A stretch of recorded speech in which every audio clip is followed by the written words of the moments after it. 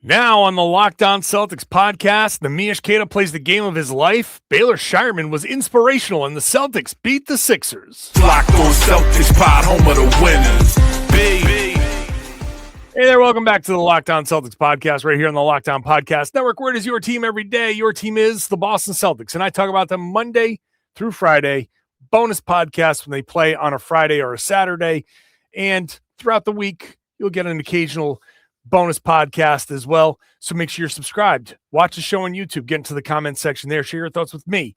I'm John Karalis. I'm a beat writer covering the Celtics for Sports Illustrated's Celtics on SI. I've been covering the team for 20 years. I've been doing this podcast for 10. I've got a couple of books out about the team as well. Today's show brought to you by FanDuel. FanDuel is giving you a way to turn that energy into even bigger potential wins with a college basketball parlay profit boost. Head to FanDuel.com right now to get started. That's FanDuel.com. FanDuel, play your game. Celtics get a 16-point win over the Philadelphia 76ers. It's always fun and satisfying to beat the Sixers. But listen, they made it tough, and it was never certain. And for a while there in the fourth quarter, I was like, oh, no, they might lose this game. So later on, we'll get into some of the individual performances like we usually do. We'll get into Jaylen Brown. We'll get into Baylor Scheierman, who has a fractured thumb, which was new this weekend. Let's start, though, with Neemias Queta's monster night and just an incredible performance all the way around for him. 27 points, 17 rebounds. 10 of those were offensive rebounds. 27 and 17. An incredible night for Keita, who joins like select company in having the night that he did. It's I think it was Kevin McHale and like two other guys. I don't have the stat in front of me, but it's very select company here to have 27 points, 17 rebounds, 10 offensive rebounds. In fact, if you throw in, this is from Dick Light, his field goal percentage, the assists and the steal, only David Robinson did all of those things. So I love adjusting sliders to make performances look great. But yeah, Nemi was incredible. And it was funny because the first sign of Nemi doing something, he had like a move where he brought the ball like low, and he practices stuff like this before games. He does like these kind of like the fun, like the crazy moves and stuff. He has a nice touch around the rim, but he had a move where he just kind of like brought it low and brought it around and finished. And I was like, wait, what? Nemi did that? Okay, interesting. And then he got the ball. I think he had a steal. Then he got the ball kind of in transition, and he hit a power dribble. Looked like he was going to go up for a big dunk, and it got challenged, and he just brought it up and under and laid it in. And we were like, wait a second. Like immediately I was like, this doesn't make any sense. What's happening here? I know Neemias Queta has been very much improved, but this all of a sudden is just bringing it up and around. There's a picture of him with the arm extended out, and you're like, that's not Neemias Queta. What? But it was in this game. Queta was just brilliant, and big start to the game, big first quarter, and then big fourth quarter. And if there's, I don't know who's improved their game more in the league this year than Queta. If he's not the most improved player, I don't know what they're doing with that award. And no, normally the most improved player goes to the guy that's scoring. Hey, he went from 6 points a game last year to like now he's scoring 18 or something like that. And that's not necessarily Nemi, but he has improved basically every facet of his game. Every aspect of his game has been markedly improved. His screening, his recognition, his reading, his passing, the finishing. He has a nice touch around the rim. He's got a decent little floater. He's got a nice little jump hook. And, I see him extending his range, taking 3-pointers in shoot around and pregame. And you're like, I was watching him the other day before the Brooklyn game. I'm like, the jumper doesn't look half bad. The jumper looks good. I don't know that he's going to ever become a stretch 5, but I don't know. I didn't think he was going to become this, so I can't put anything past him. He's working on it, but he's got a nice touch, and the finishing, it's Jalen after the game was talking about it, and he was going through the box score, and he was talked about like the up and under. He just started to smile. And so I had the mic. I asked him a question. I was like, you're already smiling looking at the, describing the finishes. What's going on there? Like, what were you talking? And he just laughed. He's like, let's just say that those aren't things that he would normally finish. But he finished them tonight. It was great. But he was laughing at the finish. The guys on the bench were laughing at some of the finishes. No one could believe what Nemi was doing. But more importantly than all of that stuff, it was the offensive rebounds, because in the first quarter, especially, the Celtics they missed everything. They 3 of 13 from 3, 8 of 26 from the field. The fact that they matched the Sixers 26 field goal attempts in the first quarter is a miracle. But that's because Nemi had 5 offensive rebounds and the Celtics had 7. And it was the Celtics had an opportunity there. They gave themselves chances, extra bites at the apple, so to speak. And normally when a team shoots 8 of 26 and 3 of 13 from 3, that's a chance for the other team to get out in transition, to get out, run, put up a bunch of field goal attempts. What should have happened, in all honesty, was the Sixers should have had 31 shots, and the Celtics should have had 21. And that would have meant maybe 6 of 21 for Boston. And, let's just say 12 or 13 of 31 for Philly. So you take 2 buckets away for the Celtics. Just even if we just say they're 2-pointers, you give them 22 points. You put an extra, 4, 6 on Philly's side. Now they're at 32, and instead of being down 2, you're down 10. And that just changes the dynamic of the game. Now in the second quarter, maybe Philly's coming out with a little bit added intensity. Maybe they're feeling themselves a little bit more, and you just, again, the butterfly effect of the game changes in that way. So getting those offensive rebounds, even if they didn't even result in more makes, the Celtics were able to get themselves to the line where they were a perfect 7 for 7 in the first quarter.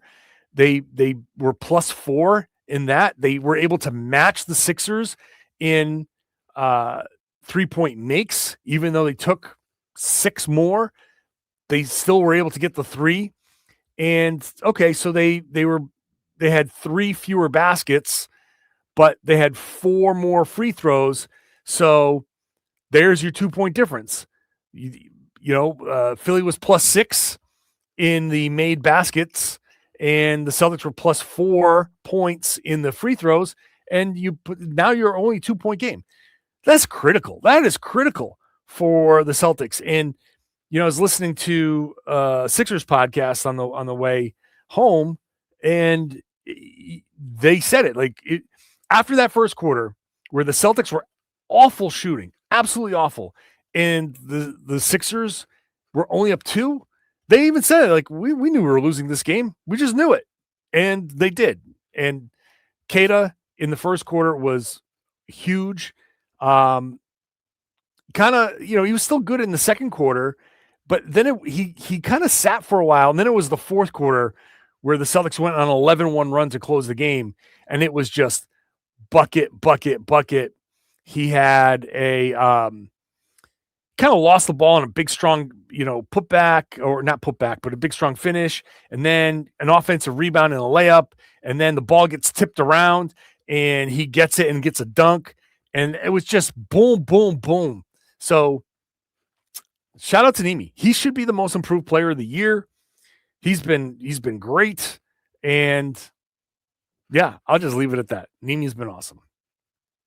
The Celtics, I think the other reason why they won this game, and Neemi is part of this, is because they outworked the Sixers. We'll get into that because that gets me into Baylor Scheierman and his thumb, and that was crazy too. All of that stuff is coming up next. Today's show is brought to you by BetterHelp. If you know me, I'm a big proponent of therapy. I've gone through therapy myself and still think that it benefits me. And you never know what people are going through. But I think whatever it is that you're going through, therapy can help. Sometimes, even if it's the simplest thing, maybe you're an overworked parent, maybe you're it's job stress, maybe it's whatever it is. It could be anything. If it's stressing you out, then you can talk through some things through therapy. BetterHelp is going to help you do that because what they have over 30,000 licensed therapists and more than 6 million people served worldwide. BetterHelp is the world's largest online therapy platform, and it works. Fill out a short questionnaire, get matched with a licensed therapist, and if it's not the right fit, you can switch at any time. That's the big thing.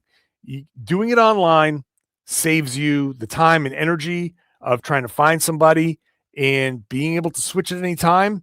That I've talked to so many people where they've given up on therapy because the first two people they talked to, it didn't click and they just can't go through the process again. Doing it online and being able to switch like you can with BetterHelp really is helpful. Your emotional well-being matters. Find the support and feel lighter in therapy. Sign up and get 10% off at betterhelp.com/LockedOnNBA. That's BetterHelp, HELP.com/LockedOnNBA. Thank you for making Locked On Celtics your first listen every day. Thank you for being an everydayer. You want to join the Everydayer Club? It's at LockedOnCeltics.supercast.com, LockedOnCeltics.supercast.com. You get ad-free audio compatible with Apple Podcasts, Spotify, every other major podcast app. You get access to our Everydayer Club Discord server, which includes a group chat for Celtics fans, for NBA fans, and a whole lot more at LockedOnCeltics.supercast.com. The Celtics, I think, more than anything, outworked the Sixers in this game. It was because the Celtics were missing so many shots, they needed to outwork the Sixers. It needed to be a hustle thing, and Neemi was part of that. But the usual suspects too, like Derrick White, was part of it. Baylor Scheierman was a huge part of that, and Hugo Gonzalez and Sam Howell. Like the Celtics did all the little things that you need to do to win these margins, to win the little battles within the game. You put up 91 shots, and that helps you just get more chances. 91 to their 88. You win the 3-point margin. You win the offensive rebounding margin by 9. Turnovers I guess turnovers were the only real problem for the Celtics, but the Celtics just found a way. Free throws, all of that, the work, the hustle that goes into that. Even when the Sixers had the ball in their hands, Celtics would just kind of reach in and kind of tip it away and knock it free. So the Sixers never really controlled the ball, and it looked like they were going to get the rebound and poof, out, pop it out of their hands, and ball knocks around. This is how Nemi got that, the last dunk of the game, where Baylor Scheierman comes in, and it looked like the Sixers had secured a rebound, and Shireman comes in and tips it free, and it gets to Keita, and he finishes with the dunk. That type of stuff. The Celtics are just so scrappy. They're so tenacious with that stuff. And that's a big reason why they're able to do what they do this season. I can't think of a game where the Celtics just, even when they've been tired, they've just come in and been lazy and sucked. I feel like even in Denver, when they lost their legs, I mean, they were still up with a few minutes to go in that game. It was like 2 minutes to go in that third quarter, and the Celtics were up by 1. And they lost their legs, and it kind of fell apart. But there's got to be a game somewhere in there where the Celtics got like a little sloppy and lazy, never had it from the beginning. But even in those games where they haven't had it from the beginning, they still fight. They still go out there. They haven't mailed in any of these games. So the fight that we saw in here is kind of who they are. And Baylor Scheierman, one of the guys that's in there doing it with a fractured thumb. That's I don't want to say it's incredible, but he's got a big splint on his left thumb. We talked to him before the game, and he was like, they said it was some big name. I don't know what it was. All I know is it's fractured. And when you have a non-displaced fracture, which basically means there's just a crack. There's a little crack in the thumb. And if displaced means it's like out of place, obviously displaced. If that was the case, then no, you couldn't play with that. You probably have to have some sort of surgery to fix it. But he's playing with a splint on his hand, and it's wrapped, and he got through that game pretty good. Now, after the game, I saw him kind of like changing up, and he was like kind of shaking his hand a little bit. That thing's going to hurt for a while, but it is kind of inspirational to see Baylor go out. He's got a broken thumb, man. You got a broken thumb. That, I don't care if it's a non-displaced hairline fracture or whatever whatever it is. I don't care. That still hurts. Broken bones hurt. And he's, finding a way. He's playing through it because, look, I don't think Baylor's going to lose his spot, but we've seen it with Joe this year. These guys, like Jordan, remember when Jordan was sick? He was getting all these minutes, and he was sick, and he pulled himself out of that one game, and he just kind of fell out of the rotation. Josh Minot was falling out of the rotation. Then he sprained his ankle, and he was done. I'm sure Baylor looks around and is like, no, I'm not going to let that happen to me. No, I'm going to play. And unless they tell me I can't play anymore, I'm going to play. And that's the attitude I got. And that's the type of effort that he gave. He had 15 points, 4 rebounds, 2 assists. Like, the numbers don't jump off the page. 12 points. He was a plus 15. 12 points is not, like, it's nice. Double digits in the NBA. It's, look, any points in the NBA is nice. But for Baylor, 12 points, 4 rebounds, 2 assists is a nice night for him. But, he struggled early with the shot. He missed his first few shots. But the hustle, the work that he put in with that broken thumb, that's impressive stuff. So, he leads the way. You get Hugo Gonzalez coming in and making plays. That play, by the way, oh my God, that play, it was a turnover. Hugo streaks up the right sideline. Jalen sees Hugo kind of cutting and throws this pass to the front of the rim. Hugo's just flying like a wide receiver. He's just going full bore. Leaps, catches it, reverse fit. I was like, whoa, that was an amazing play. It may not look amazing, but especially when I saw it real time happening in front of me, I was like, that dude just swooped in out of nowhere. That was an incredible play for Jalen to put that pass on the money. And for Hugo to come flying in and get that, whew, that was That was an incredible play. But Ugo was out there doing his thing. Jordan was doing his thing for a little bit. Those guys, when those guys are playing well, Keita, Ugo, Baylor, when they're making an impact, Celtics are hard to beat because Jaylen and all these other guys are going to do what they do. Let's talk about these other guys who did what they did, except for one. One guy didn't do anything scoring-wise, and it's still okay. We'll talk about that when I come back.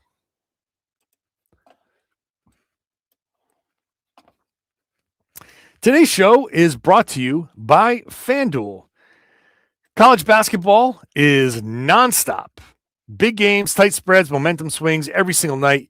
From early tip-offs to late-night West Coast shootouts, there's always action on the board. And now FanDuel is giving you a way to turn that energy into an even bigger potential wins with a college basketball parlay profit boost. You can build any college parlay you want in hoops, rivalry games, ranked matchups, whatever fits your read on the situation. You can mix spreads, totals, player props, all of that stuff. Then apply the profit boost and instantly bump up the potential payout. Go safe, go bold, ride with the team you've been following all season. It's your parlay. It's your style. Now with more upside behind it. Head to FanDuel.com to get started. That's FanDuel.com. FanDuel, play your game. Today's show is also brought to you by Indeed sponsored jobs. Workplace can be chaotic. Deadlines, they're just stacking up all over the place. Your inbox is always overflowing, and you got one position that you have to fill, and it's still sitting open. Pressure's on, and you need the right hire. So this job is for Indeed sponsored jobs. Indeed sponsored jobs helps you reach the people who actually fit what you're looking for. Skills, experience, location. So you're not just hoping the right candidate stumbles across your post. Here's a stat. In the minute that I'm talking to you here, companies like yours made 27 hires on Indeed across the world, according to Indeed data. So if you're hiring, spend less time searching and more time actually interviewing candidates who check all your boxes with Indeed sponsored jobs. It's less stress. It's less time, more results. When you need the right person to cut through the chaos, Indeed sponsored jobs does the job. And listeners of this show will get $75 in sponsored job credit to help your job get the premium status it deserves on Indeed.com/podcast. Go to Indeed.com/podcast right now. Support the show by saying you heard about it on Indeed, heard about Indeed on this podcast. Indeed.com/podcast. Terms and conditions apply. Need to hire? This is a job for Indeed sponsored jobs. Thank you for making Locked On Celtics your first listen every day. You can go ahead and make your second listen. Oh, I don't know, maybe Locked On NBA, Locked On NBA Game Night. They have everything covered on game night, every game, every day, 7 days a week. And then Locked On NBA in the afternoons has all the big stories, the big storylines, debate show style there. So, okay.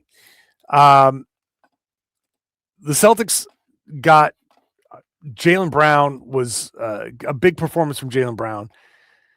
27 points, 8 rebounds, 8 assists. He did have 5 turnovers. Now, 2 of the turnovers were straight out turnovers. One was more of a missed shot than anything. He thought he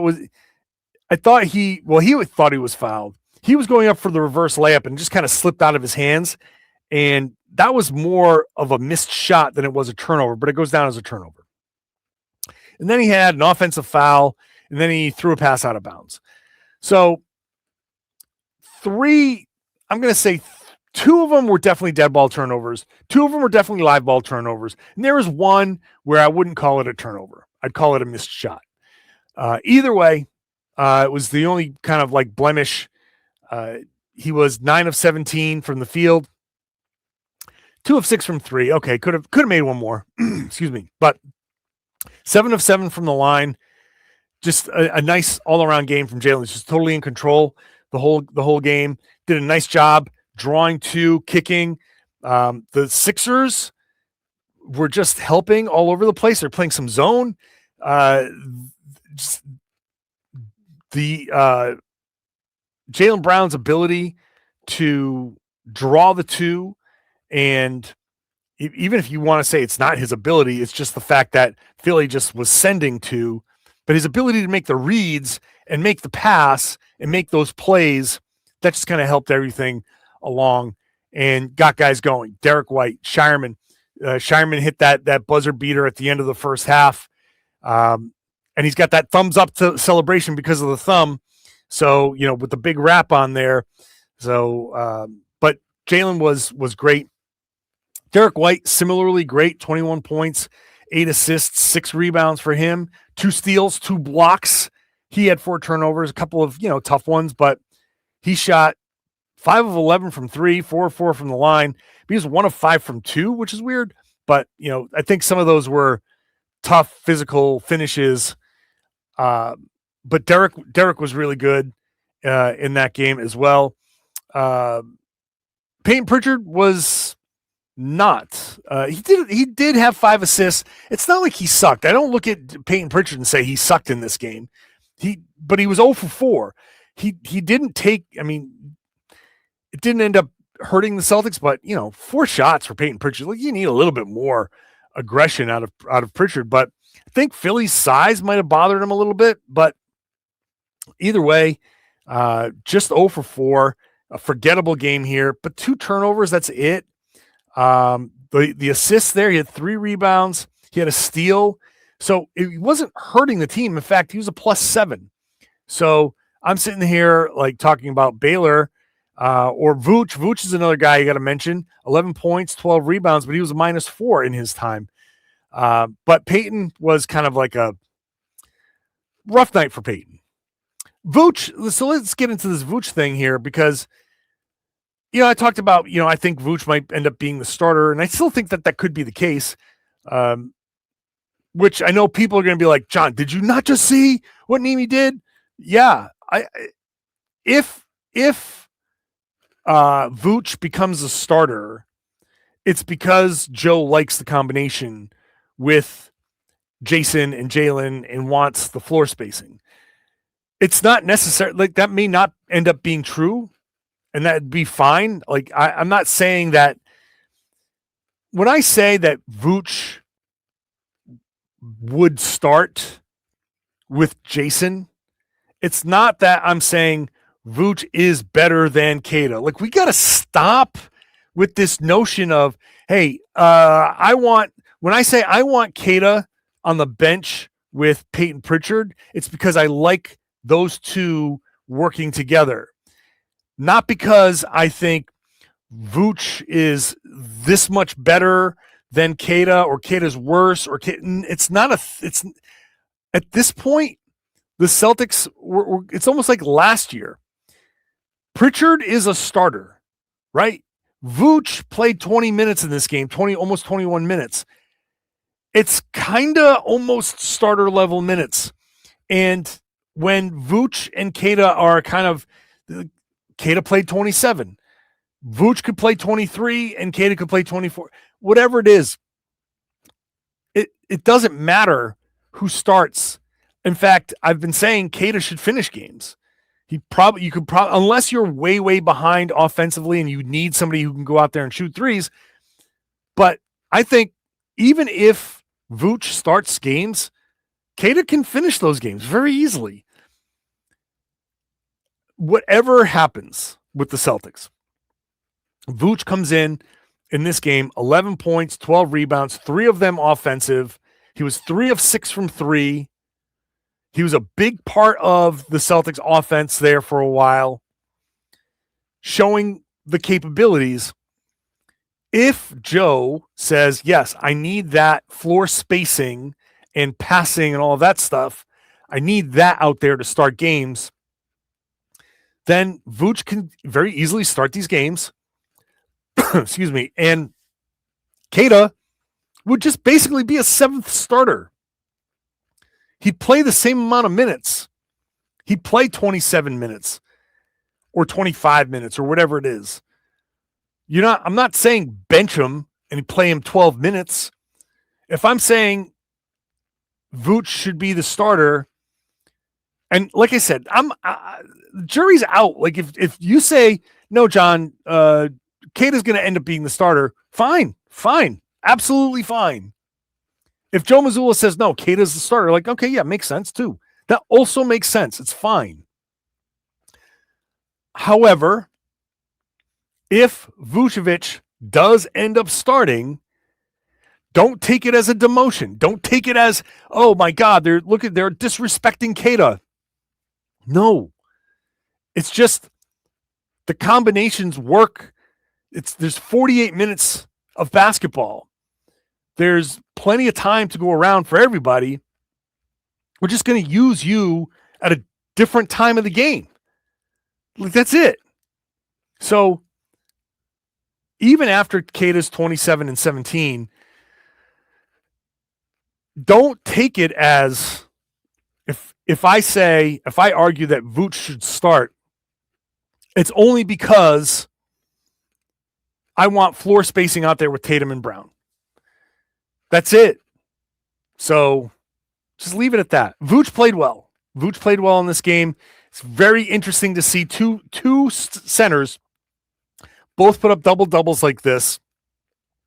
So, yeah, that's it. Like, but I know people equate starting as better. It's just about fit. I just want to make sure that the right combination of guys is on the floor at the right time.